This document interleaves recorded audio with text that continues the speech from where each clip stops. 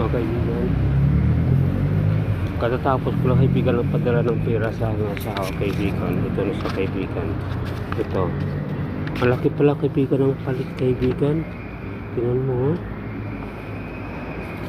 Tingnan mo kaibigan ang laki ng palit niya. Yung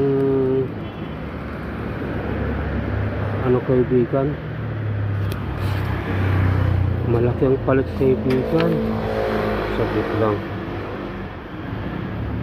Sobrang lagi talaga kaibigan ang palit niya. Kasi 996 euro kaibigan.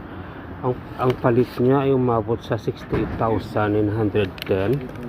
Grabe pala kaibigan ang palit ng euro kaibigan. Ang taas pala.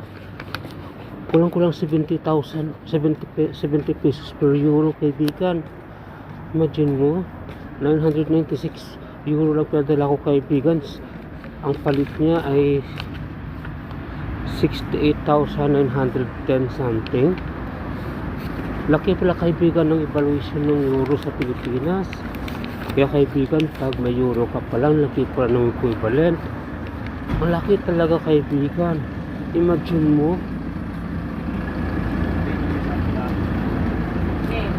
68,000 kaibigan, halos